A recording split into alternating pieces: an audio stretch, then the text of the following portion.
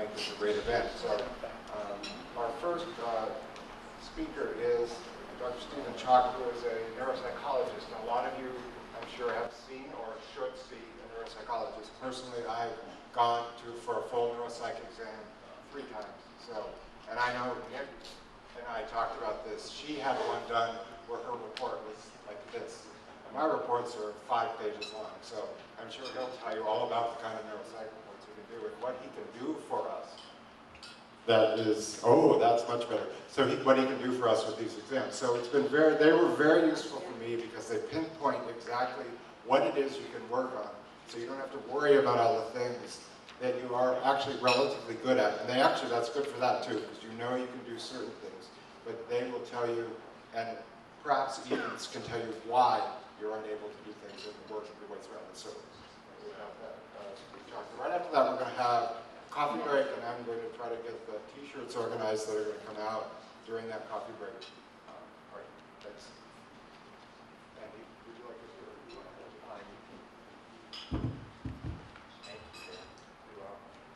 Thank you, Dale, and I thank Becky for inviting me to come speak. My name is Stephen Chock, and as Dale said, I am a neuropsychologist, so I apologize in advance. It's a horrible, fancy title, but I'm just a regular person. And I thought I would tell you a little bit about myself. But overall, I think my main message would be to thank you and to honor you for being here today and for continuing, your pursuit of recovery and support, being in touch with other people who are like-minded.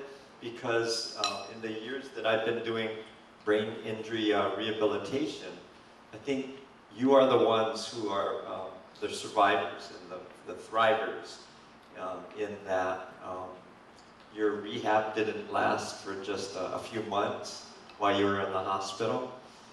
Some people have the chance to go to a live-in or a residential rehab program, and that might last another 6 months or 9 months if you're lucky. And then after that, people go home and they might do outpatient or in-home therapies. And then after about a year or 2 or 3 years, as a neuropsychologist, I kind of lose touch and I stop seeing the people that I saw in the hospital or in the nursing home or in the rehab hospital. So it's just great to see each of you here, as well as to see the people that are caring for you. So thank you for being here. I'll tell you a little bit about myself. I am number 6 of 8 children. I was born in Honolulu, Hawaii. And so I grew up in a really different place. And when Becky asked me to speak on encephalitis, I had to do some research because most of my career as a neuropsychologist has been in traumatic brain injury.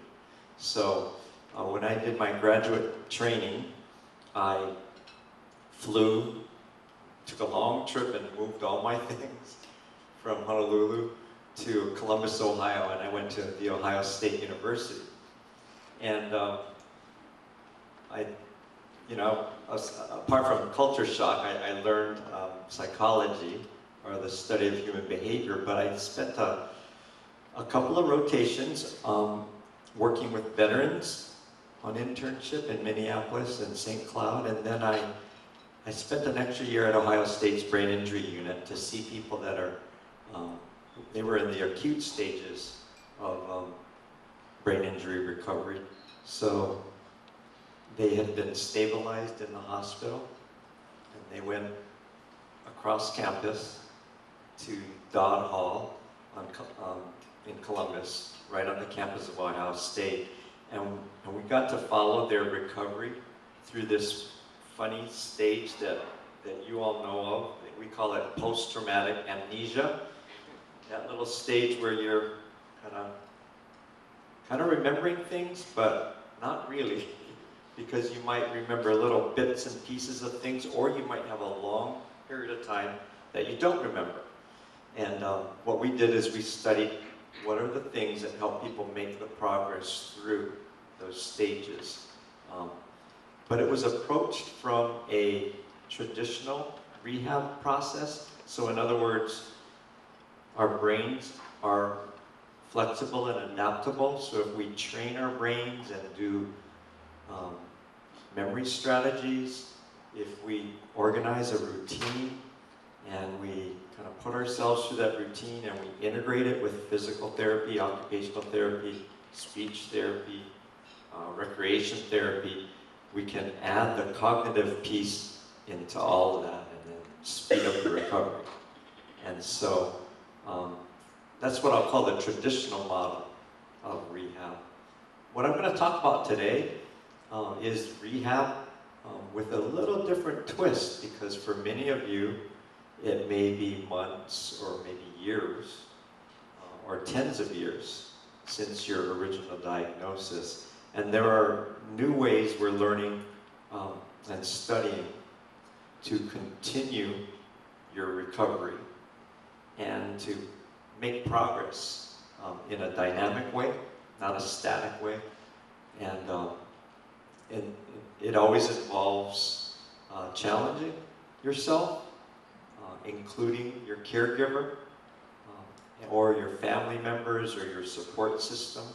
For some of you, it might be your extended family or your church community or the resources in your hometown or your state.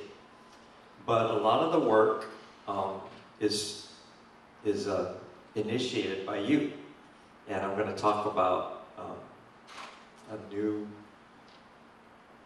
method of kind of making sense of what you've been through called narrative therapy. And actually, narrative therapy is not really a therapy because you do it yourself. So it's a lot of activities and different ways of telling your story, and you can do that on your own. Okay, so that's a little bit of what I'm going to talk about. But let me share a couple of personal experiences first. I gave a call. I had to think back about encephalitis because I have dealt with encephalitis as a professional over the years. But I remember when I was just out of graduate school and I was in my first job here in Dallas, and this was probably 1988 or 1989, and I was working for Pate Rehabilitation, and I was seeing inpatients on the Baylor Rehab inpatient campus, and I get a call from my sister, and my niece was 17 years old at the time, and she came home from soccer practice and was kind of taking a little nap before dinner time, and all of a sudden she had violent throwing up, and she quickly lapsed into a coma, and they had to take her to Castle Memorial Hospital on the windward side of Oahu, kind of a rural hospital, and they, for about 2 or 3 or 4 days, they had no idea what was going on with this 17-year-old who was previously an active soccer player and a really great student, and she was just out of it for 4 days. The nice part of the story is that they found out that it was a form of encephalitis, and they were able to give her the medicines that she needed. I think they must have been high-powered steroids or some sort of medicines to bring down the inflammation. And she had a pretty decent recovery. She had a rough senior year in high school, but the nice part of her story is that she was young and healthy, and she was able to get back on her feet and attend college, and she's doing well now. But at the time, it was a really scary time for my sister and her husband, and they didn't know what was going on. Later part of the story is my niece in her adulthood, in her late 30s, close to 40, was diagnosed with multiple sclerosis, and she's on some trial medicines. But Now they're wondering whether it was not a mosquito bite, but maybe it was some sort of autoimmune disorder that she was suffering from. So now they're back in the throes of visiting with her encephalitis from when she was over 30 years ago, and now it's reappeared as a young adult. She's got a couple of small kids, and she's going through treatments again. So your story will have a little different spin. But in all of these stories, I'm going to use a little word picture. You have the person that you were before. In my niece's case, she was a junior in high school. She was a soccer player. She was on course to go to college. And then with her infection, or whatever it was, the encephalitis, all of a sudden that was all taken from her. And her story may have followed more of a traditional rehab story, because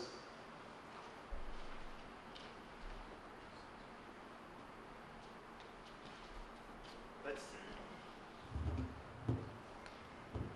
say this is who my niece was, or this is who you were before you came down with an encephalitis or some sort of brain-altering, a brain illness.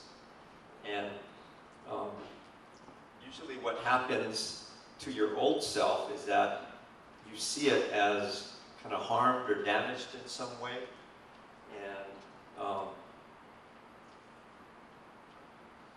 And then you have this new self. This is the you and the life that you have after your illness. And this is something that rehab professionals and neuropsychologists and counselors and therapists help you construct.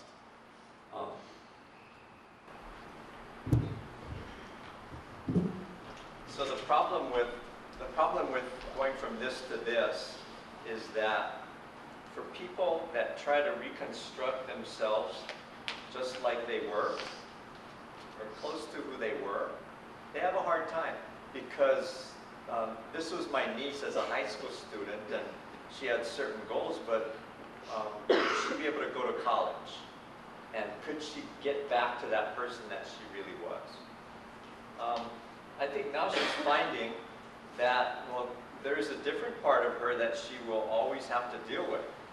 She has some sort of autoimmune anomaly that she'll always have to live with. And she's going to probably have to be taking different medicines to treat her MS. And so the new her, the new Jennifer, which is her name, is going to have to be a combination. It can't be a completely new person. There's some overlap with who she is or was, and then there's always going to be that old part of who she was. And what's hard is that you can't be perfectly the way you were, and that causes a lot of people to get depressed and discouraged, and they start isolating themselves and kind of withdrawing from everybody, because everybody in their old world knows them and expects them to be the way they were. And then if you try to reconstruct a completely new person, a lot of times the problem with this model is that the new person that you become is limited. For example, your circle of friends is smaller. Your days and your weeks and your months are defined by doctor appointments or symptoms or problems that you're having with your benefits.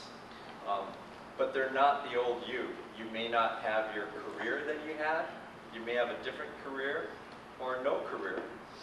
And so there's not enough of the old you to work with. You have this whole new life that is nothing like the way you were. And then people start telling you, well, you know, you're not the same person. You're not as cheerful as you used to be. You know, well, you know, there's a good reason for it, but so the narrative therapy that we're learning about is finding a way for you to write your own story. And this new you that you come up with has to incorporate certain aspects of who you were. So if you were an active, upbeat type person, it's very important to include certain aspects of social interaction, being around people, having goals and something to look forward to, being optimistic, and all of those things about you that you can retain. All right? You may have to kind of give up some of your newest identity, because this new identity, apart from the old, were some of the bad things. For example, arranging your life around doctor appointments, or constantly facing the barriers of not being able to do things. We want to find this area of overlap that becomes your story. And what we find in the research is that for the people that construct a new identity for themselves, just being able to tell your story in a new way helps you create it. Okay? Because who you are isn't actually a static thing. It's not a fixed and changed sense of self. So whatever type of self you are, it's always dynamic. It always is evolving, and it always involves other people. Okay, and that's the power of having a chance to tell your story. I wasn't here last night, but I understand you each got a chance to say who you are and what you're up to. And maybe you can fill me in on how that went. How many of you stated who you are, and then you went into a story about your illness, right? And then that took a long time, right? And then at the end, I hope that there was a portion that you talked about your new self, right? What you're doing now. And for some of you, maybe what you're doing now is not as fulfilling. It might be just horrible or very depressing. As you tell your story, it's a chance to construct a new meaning. Okay? And it involves making sense of what happened. Maybe spending some time finding out a different life purpose or a different life direction for yourself, and then working with other people, whether it be your caregivers or other survivors, people in your community or your support system, to have a reason for being alive. For some of you, a large part of your new life purpose is to be on the board of this wonderful organization and plan events like this, to get information out, to go out and seek other people who might be in the darkness, in isolation, very discouraged, and bring them together for events like this, in order to reach out to them and to share the success that you've had. So if you can imagine, what an encouragement this weekend it has been and will be, wouldn't it be nice to have an avenue to do this sort of thing every week, in some fashion or some form? And what you do with that, and how you do that depends on how you construct your story. So I'd encourage you to think about that. Take a little time to think about who you were. I was this sort of a mother. I was this sort of a father. Psychologists, we always try to help people understand their temperament or their personality. I was a type A person. I was laid back. I was the life of the party, or I was shy. This is my old self. Okay? But I also had a career. I was a psychologist. I was a neuropsychologist. I was a son. I was a brother. I was a father. I was an aunt. I was a music teacher. That's your old self. Okay? And your new self, it's not exactly what you want it to be years later because of your illness, but this new self that you construct should include some of those old aspects of who you are, especially the good ones. If you are a person that brings people together, you could organize activities like this or support groups, or those things that you took interest in. You may have had a career in a certain area. It's good to stay in touch with those types of things. You may not be able to do exactly the same type of work, but definitely staying in touch with what's going on in that field, or doing volunteer work in that area, or just having that avenue of being in touch with your career, whether it be your vocation or your leisure interests, your avocation. It's good to retain those aspects of who you were. Okay? And then there's a new aspect that can be applied towards this cause. You may find a special place to be of help to other people that are further along or not as far along as you are post-injury. I noticed in looking up much of this material that there are a lot of opportunities to take part in a blog. Just even if it's a blog just to tell your story. It's pretty easy to get online and establish a blog authorship, and then just put things in there, and you'll find that you'll get responses from other people across the country, in England, internationally, who will respond to various things that you're going through. But in every case, it involves some of who you were, some of who you are now, and it involves other people. And the more you can stay in touch with other people in that way, it might be over the internet, the better, because you will have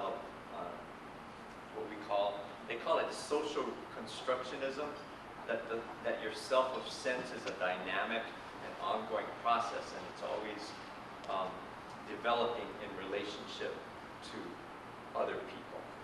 Okay? So those are the things that I had prepared about encephalitis and your new identity. I'm going to talk a little bit now. Actually, maybe I should take questions. I have a relatively specific one for your nice demonstration of overlap. I think a lot of us get frustrated when we're right on the edge of overlap. Would it help to have this? Or? So, you're right at the edge where you were and are, and how can you want to move one way or the other? It's like it was like a Venn diagram is what I saw. So you're the overlap. Yeah, the overlap. So you're stuck where you want to be in one or the other, and you really should stay in the overlap. So I think that's important for people to think about that. So it's helped me a lot to find where I'm constrained, and I can be in that overlap. So I think that was very useful visual. One comment about that before I take this question. I think an important step is to set goals for that. For example, as a psychologist or a counselor, if you're seeing someone, they can help you set goals. If you say, the next 3 months, I want to be doing this. I want to get online, and I want to have connection with certain other people. What are the things that I need to do? And then you break it down into smaller steps that you can accomplish, and then you get help for doing that. You know, it might mean getting an internet connection, or it might be doing a search on the computer to find out what the various local support groups are. But if you can accomplish those steps every week and check in with your counselor or the person helping you to get in connection with those agencies or take care of those steps, then you see progress, and then you're able to develop a new part of your identity as you knock out and complete those goals. So I know I asked people this last night, how many of you have had no psych exam? So this is for your information. So at least we've tried, so I think that's good. As part of your neuropsych evaluation, they measure your cognitive abilities, but they also include a little personality portion, and you can ask them, given what you know about my personality, what are some things you recommend that I do to reconstruct or reinvent, you know, a dynamic sense of who I am? You know, who is the new me that I can become with realistic goals that I can achieve, given what you know about my memory and my verbal processing and all those fancy things like executive functioning, given what you know, how do you integrate that with my personality and my temperament, and how do I reconstruct a new sense of who I am so that I have something to wake up for every morning, or I have something that I can look forward to because I have these goals.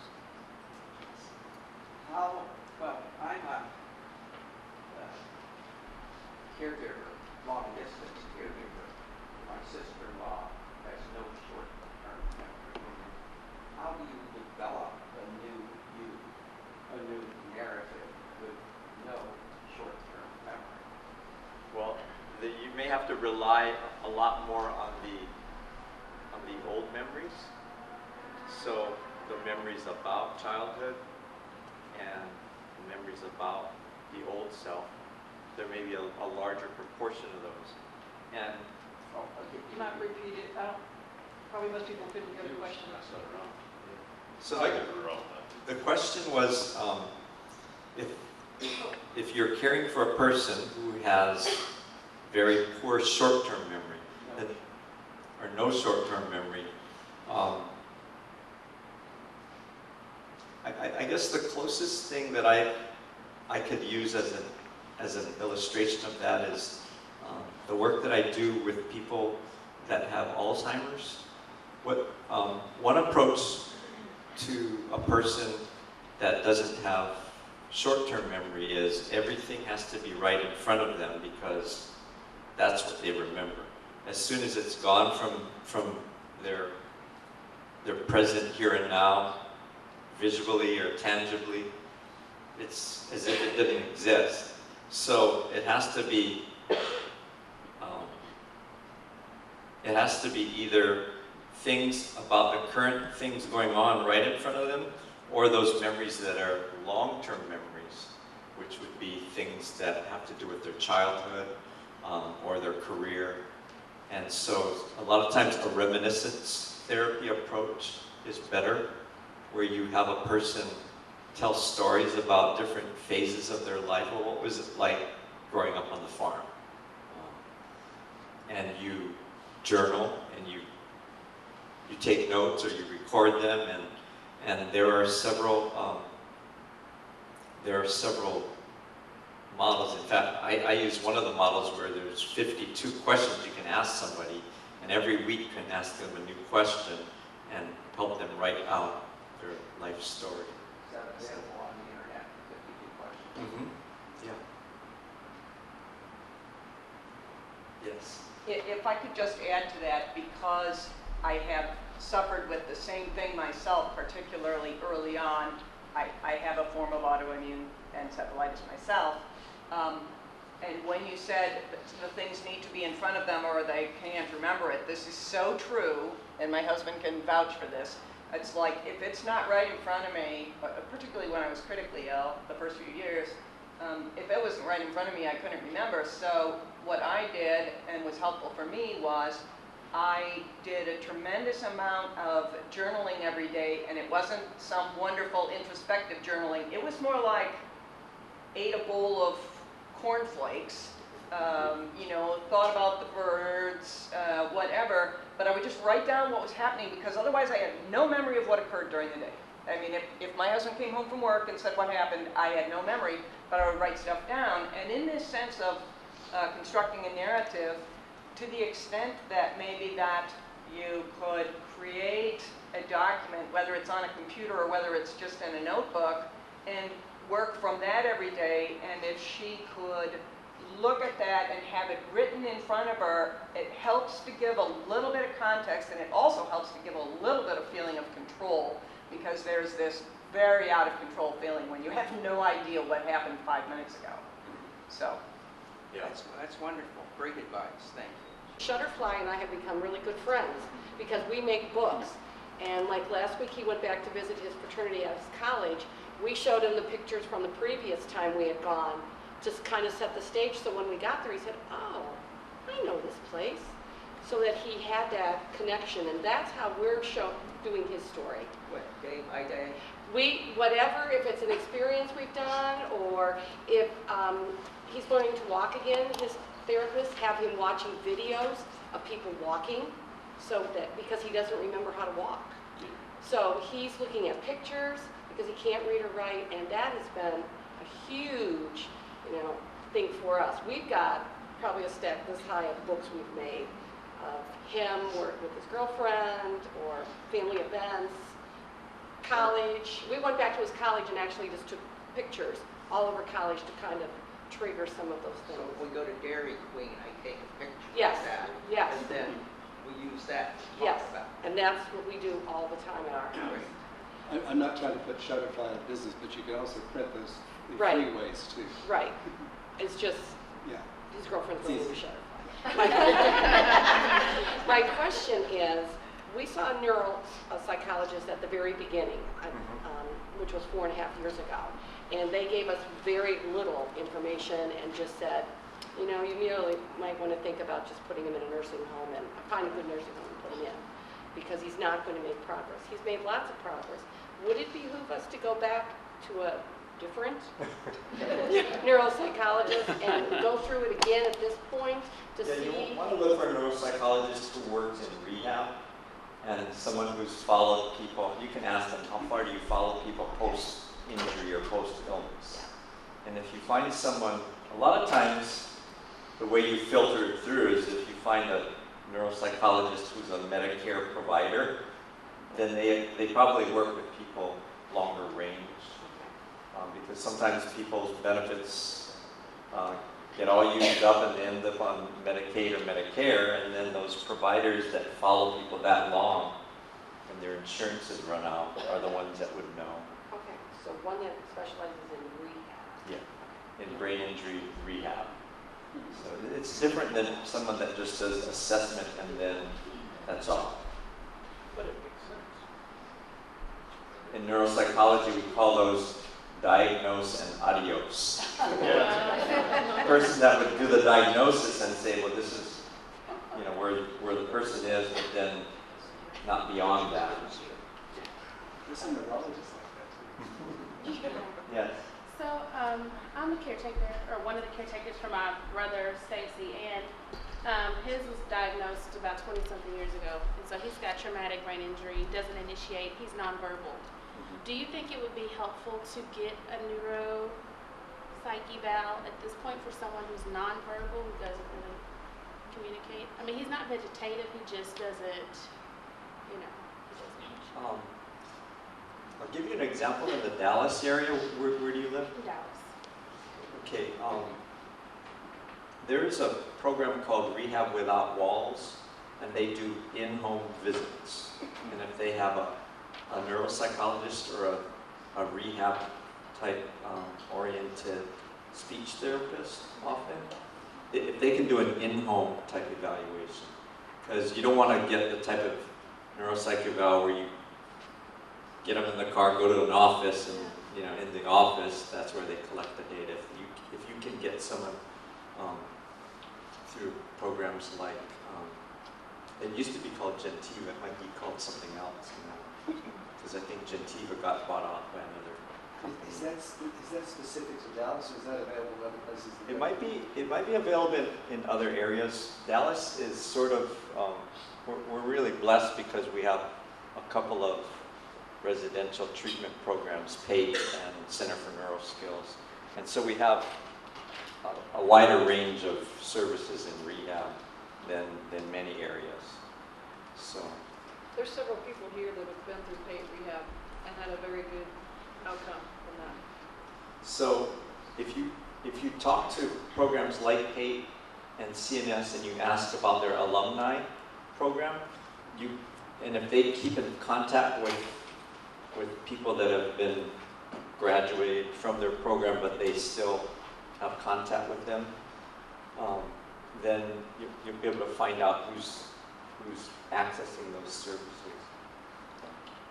Do those neuropsych evaluators for this speech therapy, do they work for places like PATE, and then this is an ancillary piece of their work, or the organization itself is called Rehab Without Walls? It's a separate organization. Yes. So for people that, you talk about people that have their old self and their new self that they're trying to combine back, what type of a psychiatrist or psychologist could they go see to help them work through that, not liking their new self and, because they know so much about their old self still, but they aren't that person? So what type of a psychiatrist or psychologist should we look for? Is there like a brain injury? Can you repeat the question? So I was talking about merging and constructing a new identity. And it's a specific type of narrative therapy. It's new, but I think if you were to seek a professional, you could look for a psychologist or a counselor or a clinical social worker who works with brain injury or encephalitis, so that they are able to, and to some degree, some of that works with dementia, but it's a person who's aware, a professional who's aware of cognitive limitations and being able to adapt therapy to not just the limitations, but what the strengths are beyond the limitations to construct a new identity. So there's some that are like work with brain injuries, is what I look for. Yes.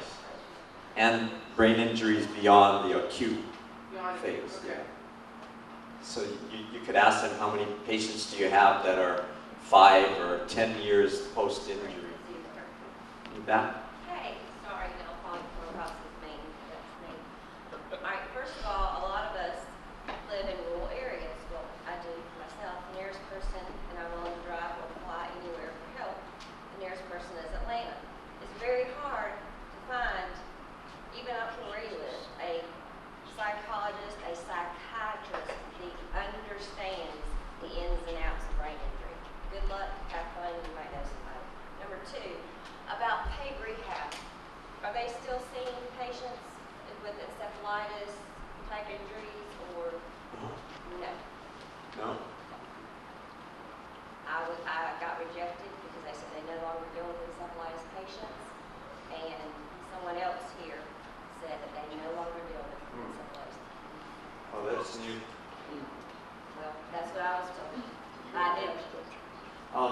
So for the question about people that are in rural areas, I do know that there are more and more groups that are doing nursing home consulting through teleconference. And so I don't know the specific names, but I get emails a lot of positions that are open for psychologists that are open to doing teleconference. So I would think maybe psychologists, because they're Medicare providers, and maybe if you could ask at those types of agencies whether they see people with encephalitis that are in rural areas. And I think you may be able to get services that way from an agency that is already set up for doing telehealth or telecounseling. So how do you, and I'll try to talk loud, how do you, I think we're involved in this diagnose and adios, okay? How do you get the referral to the therapy that's going to help? I mean, I don't know if anybody else is having that problem, but how do you go from A to B? Well, you know, we can't help you there, or you need to get somebody to refer you.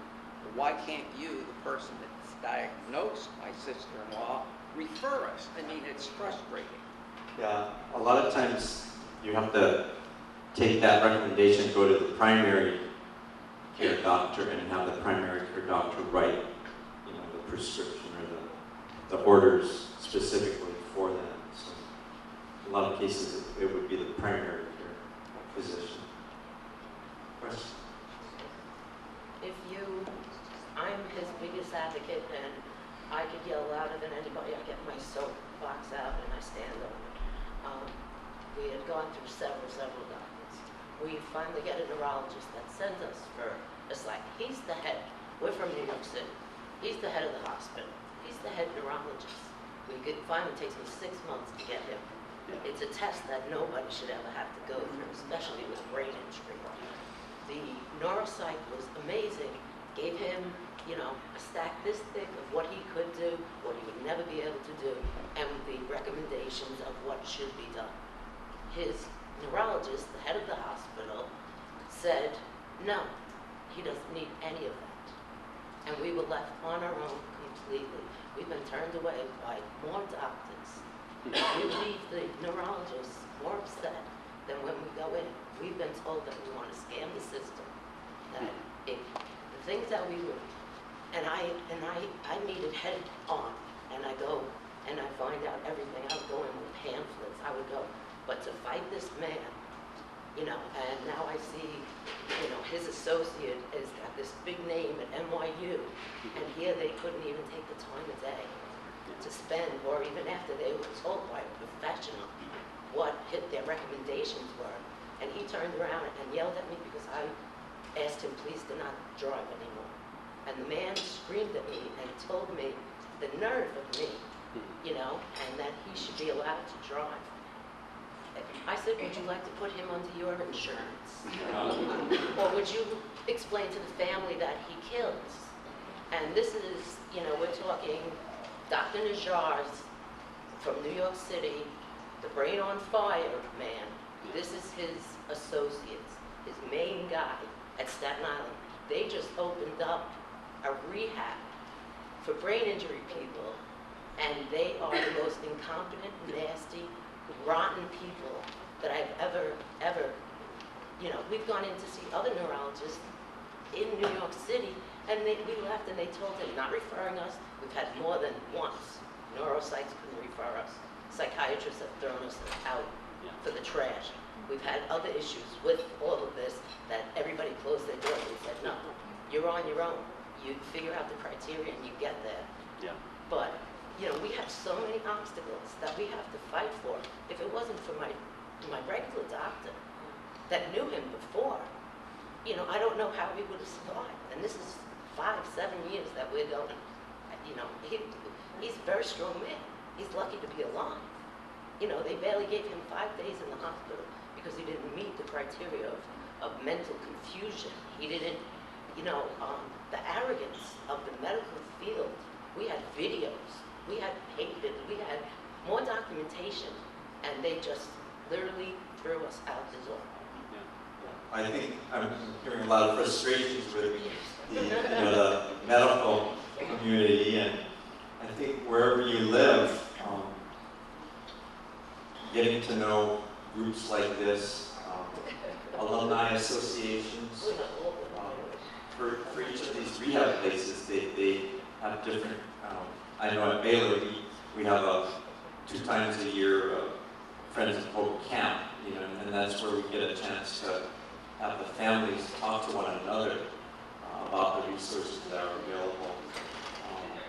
Because you may not get it specifically from the medical professionals because their part was tied up with the pain in the acute state and not this far on.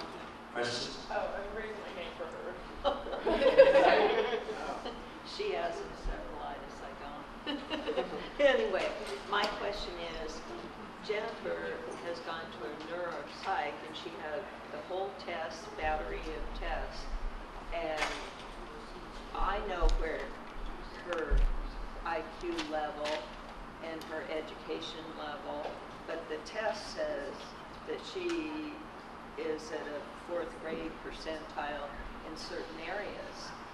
And how did, with that information, and is that what a doctor expects? He has no background in terms of where she was. How do you evaluate? I'm asking you as a doctor, how do you evaluate a patient and say they can move beyond this level of functioning? I'm going to paraphrase. Okay. But I think the question was, what I experienced was that my neurologist treated me as if I was a dummy when I walked, that somehow that I was a dummy before I started and I was a dummy later, if that makes sense. And so they didn't give me a lot of hope, and I think that it's more, how do you kind of establish what the baseline was, what was the normal kind of, what were you before, so that the doctors have a sense of what can you aspire to get back to. That, you know, it's not like people are trying to go beyond what they were, but let's just get back to a proximity of where you were. Excuse me, I don't think we can hear. The question was, when a neuropsychologist does an evaluation, how do you know what a person's potential was before the illness, before the injury? And there's a couple of ways we do that. You know, one is to look at the career achievement. So how far along a person went in school, what type of grades they got. Sometimes I ask what the SAT or ACT scores were. That's one way. There is a word reading test that we use during the test because that is usually often a test that doesn't decline as easily. And then a third is to administer a full IQ test like the Reconstruct, and that's another estimate. And I usually use those three and then come up with what we call a pre-morbid estimate or a potential or an intellectual potential, and then we use that as a baseline to match. So there again. Expectations. I mean, so the knowledge of what you glean from these testings, say this is potentially who she was, and this is where she is, but there's opportunity to close the gap. Yes. So there's a lot of information in the test, and the interpretation and the recommendations that the neuropsychologist makes are very important to compare the pre-morbid to the current and say, well, she has a potential to do this, this, this, and this because of where she was before the illness. And that's in the psych that you do? Pardon? Is that in the Neuro Cycle? Yes. But you kind of have to ask for and when you go in for the results, ask them if you can tape it and take notes, because some of it is not in the written report. Take someone with you. What's that? Take a caregiver with you. Yeah. Take someone else with you so that you have more than one person